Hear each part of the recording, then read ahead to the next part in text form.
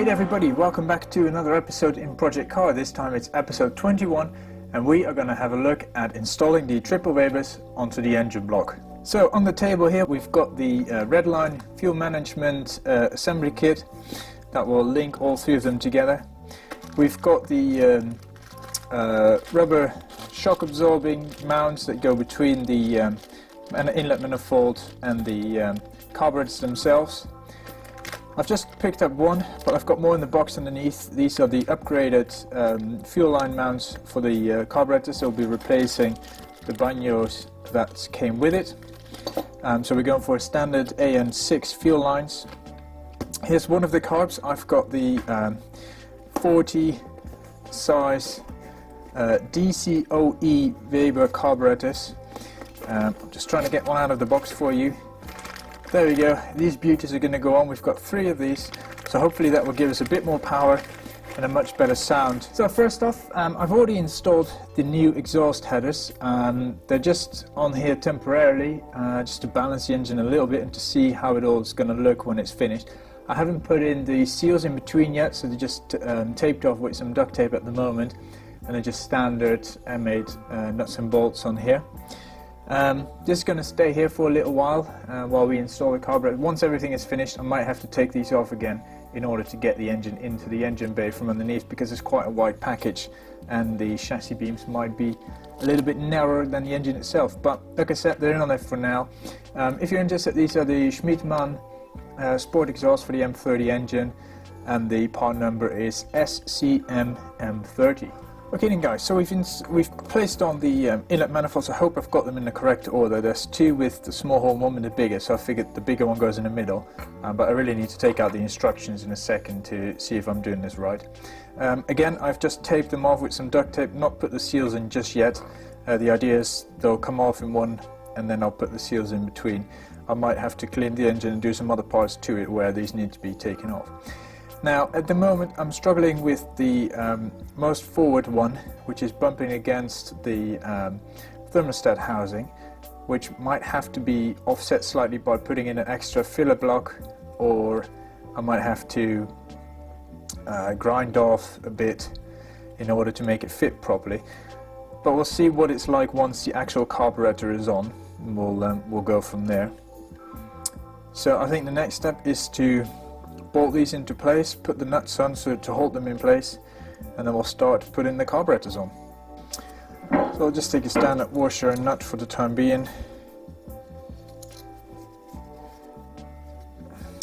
Okay, so he's on. We're going to repeat the same for these 2 and then we'll start assembling the rest. Now this is the original mechanical fuel pump here. I need to remove that and get a blanking plate for it, so that's something that still needs doing. For the time being, I'm just going to leave it as it is and install the manifolds in carburetors. Alright, so that's the 3 manifolds now mounted. As I said, they're just temporarily on there. I want to assemble everything to make sure that we've got enough space for everything, like the thermostat housing and a few other items. And then once that's all done, I'm happy with it, I'll take the entire units off, probably with the carburetor still attached, and then we'll go from there. First off, we need to change the carburetor setup. So we've got the original banyo that sits here, that's the fuel inlet. We're going to change that with a standard AN06 mounting. So this is a T-junction because it's a center carb. It will go around. As you can see, mine is from Torx, British make.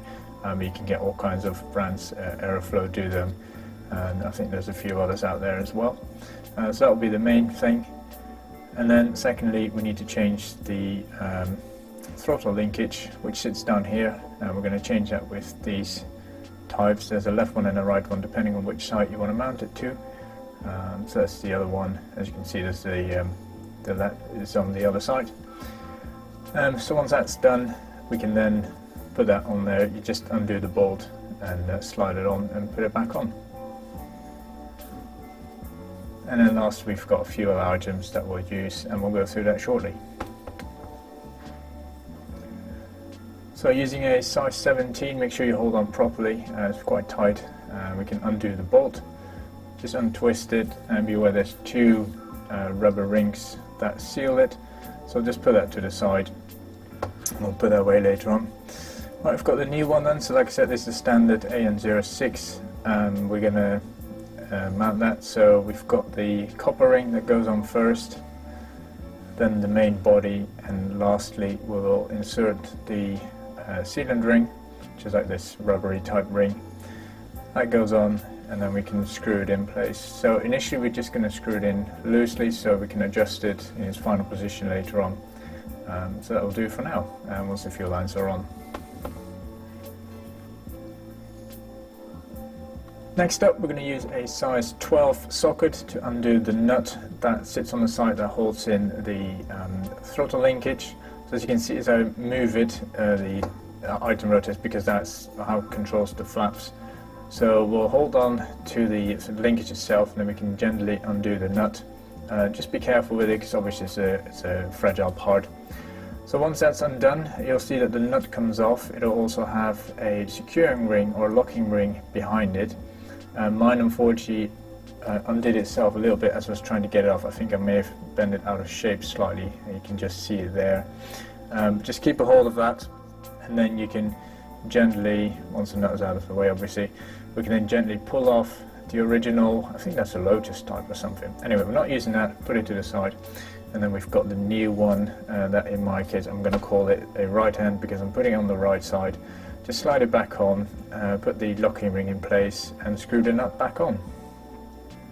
Once that's tight, just don't over tighten it because obviously you'll be over tightening the valves themselves. And there you go. So last thing is you've got this little screw here, you can just see behind it, that stops the linkage from coming up to a certain height, and that is your fully closed position. So we'll adjust that later, we'll leave it for now. So as you can see here, I've got the L-shaped one at the front, so that's just the end pipe, that's the dual pipe there because that's going in the center. That's the front one, it sits there, and then there's one on the back obviously. And then there's the throttle linkage, so that was on the right, that one is also on the right, because in between I'm going to have the throttle linkage from the accelerator one coming up, and then obviously the last one will sit to the right, and there's two controls on that side. So the inlets are on, and we've put the first carburetor on. As you can see, the throttle linkage is on the left hand side here because the other two will be controlled from the center. Now the old mechanical fuel pump is still on, that will come off. And then you've got the throttle input that comes up on that side, so there's two linkages on the right. This one here is the control that holds the control arm in place, or the bar that goes across to which everything is mounted, and we'll adjust that later. At the front here is where the thermostat housing was. That's going to have a filler plate in between that puts it further out and forward so we get more space for the carburetor behind it. This big hole here is going to be filled with a bush I need to make. I'm either going to have it to support the rail, or I'm just going to close it off. And I think this was originally used for the steering booster, which I'm not using because it doesn't work on my car in that same way. So probably I'll put in a third one there so there's a bit more support for the whole rail. I haven't put the gaskets in yet because they're on order, so eventually we'll have to take everything off in order to put the gasket in, so it's just a loose assembly now. Studs, you'll turn them in and just put some Loctite on one end and then use two nuts pushed against each other to rotate it and make sure it's nice and tight. For now they're just going to go in loose, and I'll get them seated properly once it's all in place. Then the rubber O-rings, these go on in between the carburetor and the inlet manifold in order to create an airtight seal as well as minimize vibrations from the engine block. So we'll put those on. I'll grab a carburetor and then we'll see if we can put it in place. So because mine is tilted, they keep falling off. So all in place, we grab the nut and the spring. Now this is a special spring because as you can see it's slightly different than usual. So you tighten that but make sure there's a little bit of tension still on it. The instructions will explain a bit better, and then obviously there's a nylock self-locking nut to go on. Now you have to maneuver the carburetor slightly in order to get it all in place because the studs are a bit long in order to get them on. So just wiggle it a little bit and then it should go in place. And then there's 4 of them to do. Little trick to get a nut to seat up nicely: if you twist in the opposite direction until it gives you a little click, like it pops onto it. Once that happens, you know the thread is seated properly, and you can just spin it on without any damaging on the thread. So a size 13 wrench, I think, I used to tighten the bolts, just loosely for now because everything will have to come off again, but just want to have it keep in place. This is the control arm. As you can see, there's this weird little thingy at the end which I think is used for a different throttle setup, but we're not using it, so we're going to cut it off there just to maximize the length of the bar itself, because I think it just fits, as you can see. So we're just going to cut that off, and then, like I said, the third one might come in there. I'm not too sure about it just yet. So there we go, we've cut it off and we've sanded it. I think it's a little bit out of focus there, but that can now be inserted. So I'm using Super Lube from my airbrush, but you can use any type of lubricant just to make it slide in a bit easier, no pun intended obviously, and just rotate a little bit as the lube spreads around, and then we should be able to push it through. So this is a locking ring that sits, I'm going to put them on the inside of my supports, so that stops the whole bar from sliding back and forth. So we'll just slide it on either side, and then with the little nut, also the little screw inside, you can then tighten it and it will stop it from sliding. The levers, so this is where the bar goes through, and then the screw to use it to tighten them and keep them in place, and that will squeeze it nice and tight. And we've got multiple ones of these, and like I said, we'll have two at the back here and two at the front, one of which will be controlled from the input from the accelerometer. Then these are the linkage arms, and as you can see, they are opposite threads, so you can adjust them, make them longer or shorter by simply twisting the center part in one direction or the other. And they'll both move, and then just use the locking nuts to keep it in place once you're happy with the length. So, a bit more lube, and then we'll see if we can slide on the control arms. Don't be too cheap with it, just use a nice amount.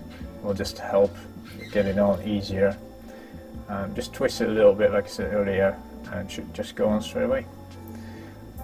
So I'm just going to use a pen to mark out where I roughly want to have them, because the items go on a little bit difficult. So I'm just going to use it on the bench and use a soft hammer to gently tap them into place, because my arms are not strong enough to just slide them on.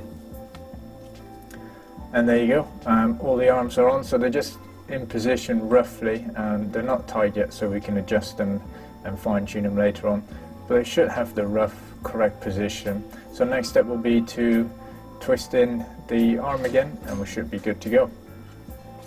So to secure the support arms, just use, once you've got the right height, just use the nut. I think it's a size 14 nut that you can just tighten in, and that stops it from moving. Right, so like I said, we've got the throttle linkage. I'm just going to show you how it works, because this is the original one. So we have to take off the side with the brass nut, just to make sure we've got the correct thread. So it's the brass nut side that comes off. And we're going to replace that with the other version I bought, with a little ball head. I'm not sure what you call them actually, but these work really nice because they don't have a bolt sticking out and then screwing. I'll show you shortly what the problem is if you use the other version. I went with this because it allows for nice movement in the engine, and then also you've got a nice tight connection with a securing pin on here as well, which I only just noticed, which is pretty cool. That's going to be taken out because obviously the throttle linkage will replace that. Now this is the safety pin, as I mentioned. I only noticed it just before I put it on, so that keeps it in place. So the next step is we'll pull this unit out with a bit of force. That should come out, and then we'll just pop it back onto the throttle linkage, and then we'll put the safety pin back in. So just get it a bit closer for you, hopefully you can see it properly.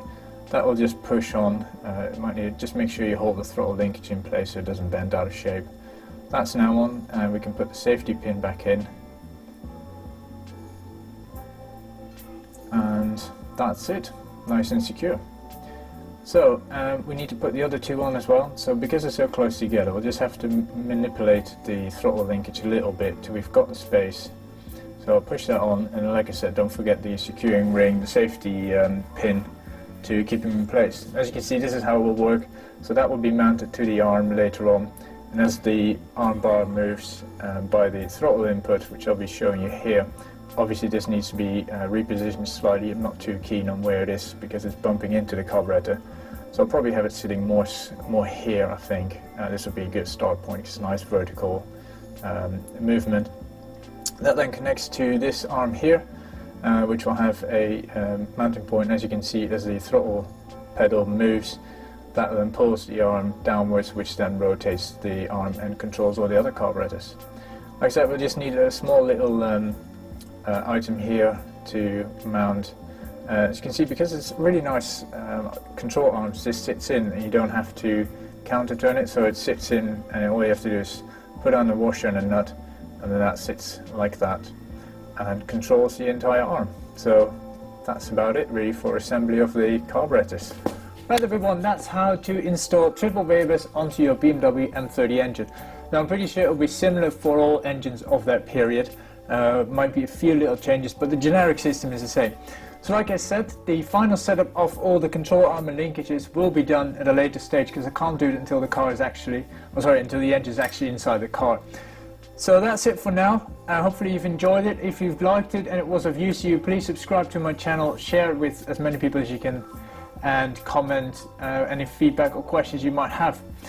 Next time we'll probably have a look at hopefully the car in the body shop, which is down in South England at the moment, see what they're doing. If not, we'll come up with something else. I've got plenty of parts laying around which we need to work on. We'll probably do some work on the rear drive shafts. So thank you very much for joining me this week, and I'll see you again in 2 weeks' time. Bye bye.